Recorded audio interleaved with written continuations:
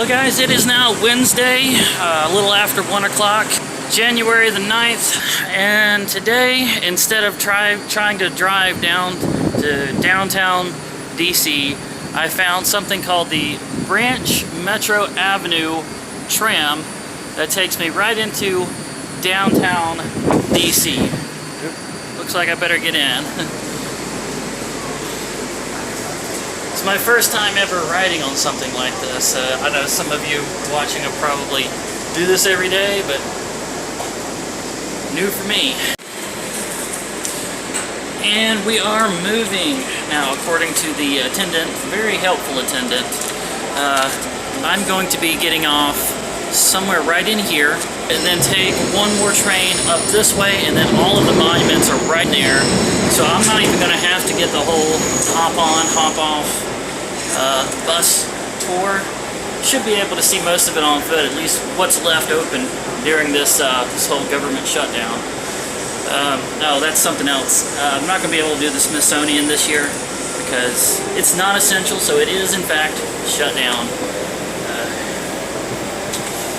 Leave something for me to do next year when I come to MagFest.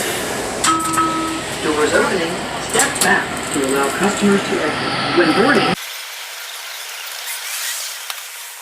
Okay. So when I come back, that's what I need to look for right there. The Smithsonian Station, the National Hall. Okay. Looks like I am now on foot in downtown DC. Let's get to sightseeing.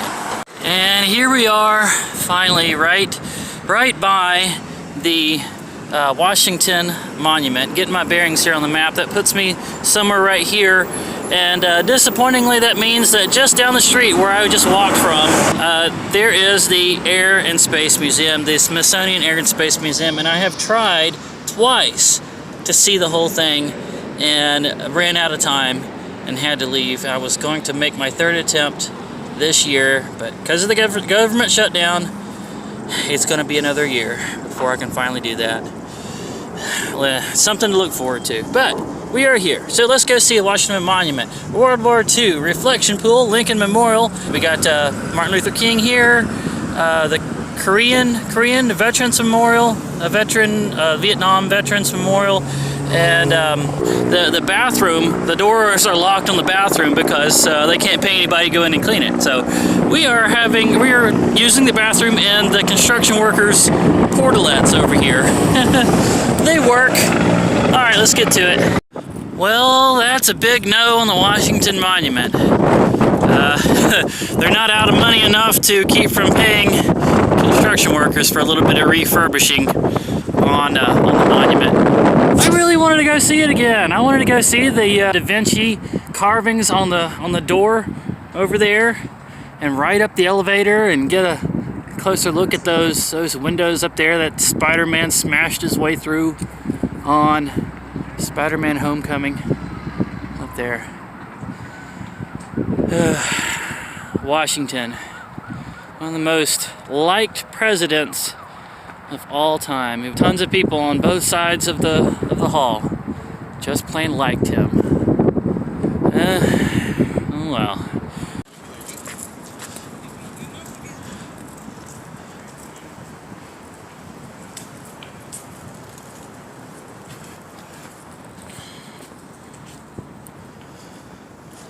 I'm walking into the World War II monument now. Probably one of the lesser known monuments out here in DC, but standing at it is quite massive. We've got different states that people from these different states went and served in World War II, defending our freedom against the communist regime.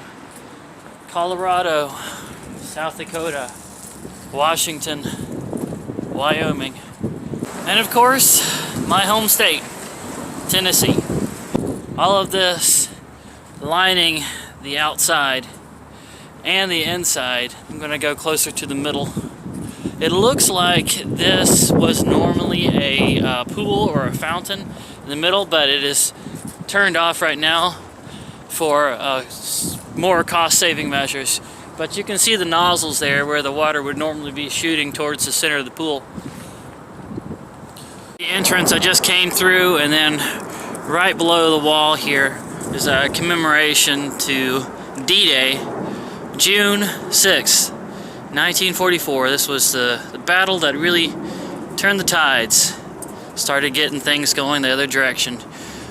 You are about to embark upon a great crusade towards which we have strived these many months.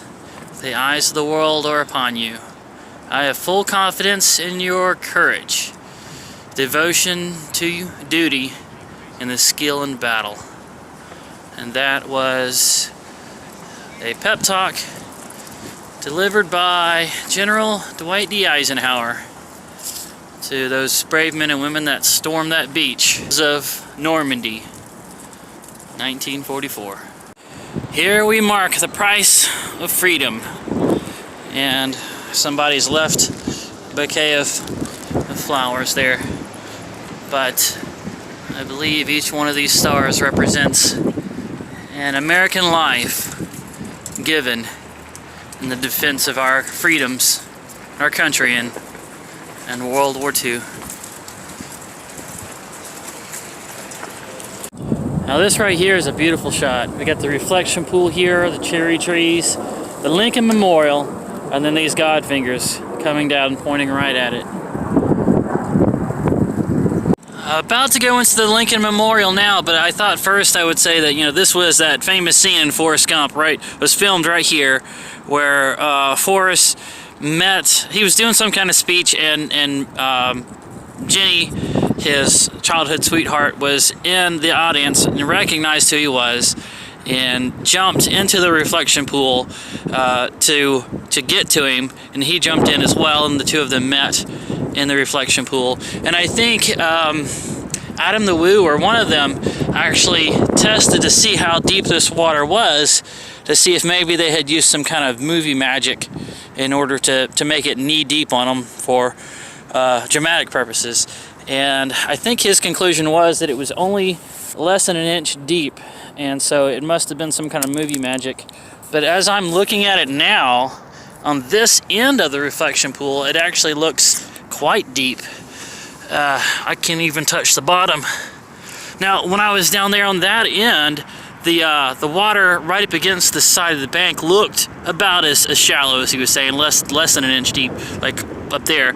But it looked like it actually got deeper towards the middle. But right here where the scene was shot, it is in fact deep enough for her to be knee deep, and for them to have that dramatic reunion here in the reflection pool.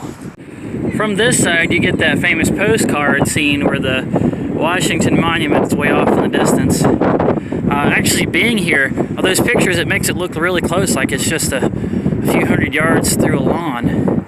But that is much further than that away. And we've got the World War II monument in between the reflection pool and the Washington Monument. It's just a very massive monument. So, alright, let's go ahead and finish climbing these steps, get on up inside the Lincoln Memorial.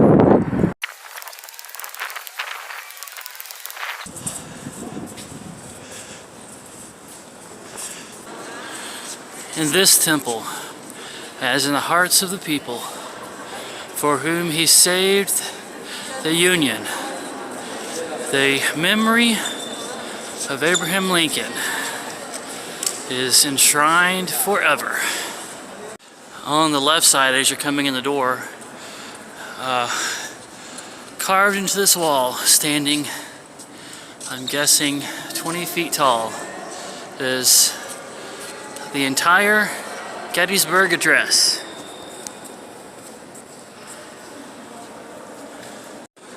There's something that not a lot of people have mentioned, that right inside the Lincoln Memorial, in this wall off to the right side, there is in fact a bookstore with a sliding door. It's not much bigger than most campers, but it's here. There is a bookstore dedicated to the history of Abraham Lincoln inside the Lincoln Memorial. Did not know that. Also, Stone Mountain from back in my home state before I lived in Tennessee. There was a time before it was a national park that it was a rock quarry, and some of the giant granite rocks were used in the foundation of this monument to Abraham Lincoln. In his time in office, through the bloodiest war America has ever seen, more Americans dying in that war than any other war, any other two wars combined. But reuniting the North and the South, the Emancipation Proclamation, freeing of the slaves, and ultimately paying the price for it with his own life. Honest Abe, a truly great man. If you'll look how brave these birds are. I'm gonna back up a little bit. Yeah, look at that. They just come right in there. Starts taking stuff. Go on. Let me have my own fries, darn it. Go away. The Korean War.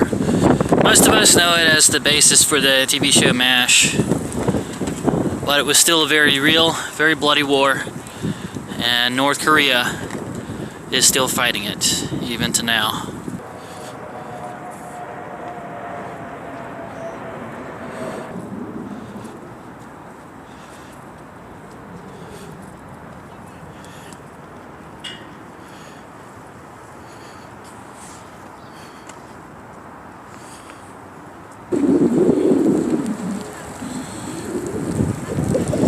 It's snowing. Just started, right as I turned on the camera. Snowing on the Korean War Memorial. Wow, what a day. And now we come to the Vietnam Memorial. Somebody's left some kind of write-up on one of the soldiers that is memorialized on this wall. Each one of them gets their full name printed on the wall or carved into it.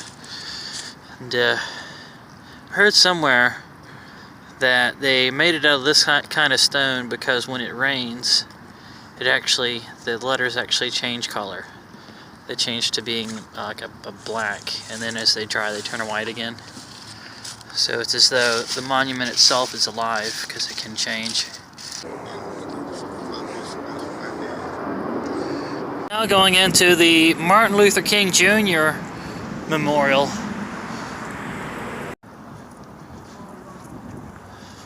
These stone pillars are massive. I'm actually kind of glad there's people walking by over there so you can kind of get the scale of them. Out of the Mountain of Despair, the Stone of Hope. So this entrance, it's supposed to be like this. This was the Mountain of Despair that we went through the entrance, and this is the Stone of Hope here. It's kind of slid out. And then on the other side, that stone is the statue of Martin Luther King, right there.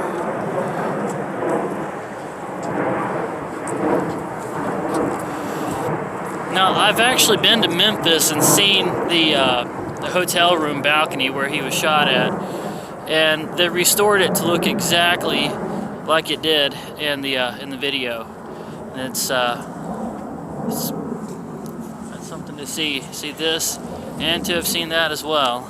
Long walls, kind of tapering down, coming from the entrance, has got different quotes, and then the years, the location and year that he used the quote in, or said these quotes in a message, in a sermon. I like to think of his speeches as being more sermons really than speeches, as they were. He had a very gospel preacher tone about all the speeches that he delivered. Darkness cannot drive out darkness. Only light can do that. Hate cannot drive out hate. Only love can do that. 1963. It's 5 o'clock now, and I'm finally reaching the last memorial on my list, the Franklin Delano Roosevelt Memorial. And right at the entrance, there is this nice bronze statue of him, and he's sitting in his wheelchair, this statue.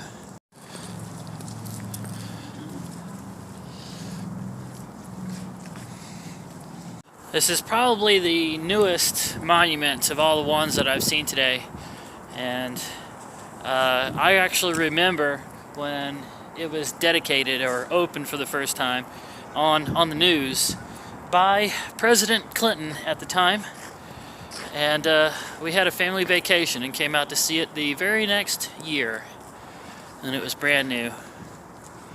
And here I am again as an adult. See, 1/3 of the nation ill-housed, ill-clad, and ill-nourished. So I guess this was, yeah, it was during the Great Depression. So Franklin Delano Roosevelt did a lot of things that he felt was necessary to try to bring us out of the Depression. Ultimately, though, I think a lot of his things that he put in place only made the Depression worse. And the only thing that really truly brought us out of it was good old-fashioned capitalism and letting people pursue their own self-interest, the Industrial Revolution, the ingenuity of the American people. After going through Franklin Delano Roosevelt's Air Force One, it's only appropriate that I would end my time out here amongst all these memorials by walking through his memorial as well.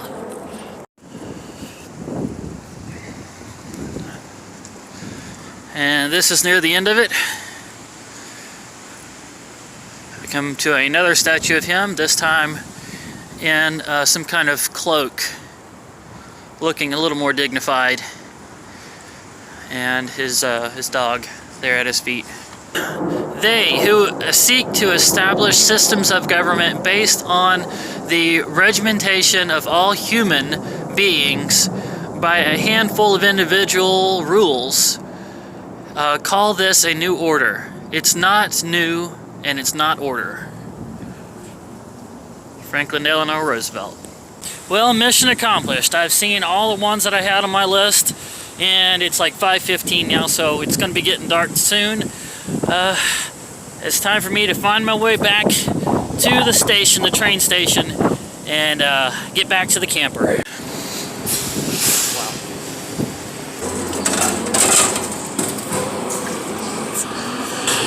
And just like that, I've made it safely back into the camper. What I ended up doing today just was so cheap and easy. Wow, it was a good thing. I went over to the camp office and asked the locals what they would recommend, and they pointed me in this direction. I ended up going on the Metro Rail into the city, and then just getting off at the Smithsonian Station and walking on foot from one memorial to another, and ended up seeing everything that I wanted to. I didn't see the Capitol. If I had a little bit more time, I could have walked over there. It wasn't far, but I did see it yesterday when I was driving around. Not quite so important. But all the monuments I wanted to, got to see them. So I didn't have to pay for city parking, the gas to get into the city, the bus tour fare, or all the headache. So I would totally recommend this to you guys. If you want to tour downtown DC, just take the Metro Rail in and walk from monument to monument if you're able to walk. It's going to be a good distance for walking. One little acquisition, that little bookstore that was actually right inside of the Lincoln Memorial. I bought this, and what it is, it's the Gettysburg Address, the second inaugural address, the Emancipation Proclamation, and his Rules of Conduct. All of them printed to look aged and in his handwriting. That is, all except for the rules of conduct, which are printed. They look like they're done with an old-fashioned printing press. So all of this together came up to $7.37. So that was actually not a bad deal, and it's nice to actually have that. And so I'm going to take this receipt from the Lincoln Memorial Bookstore and this little pocket guide from the Metro Rail and put them on the memories wall. And there we go.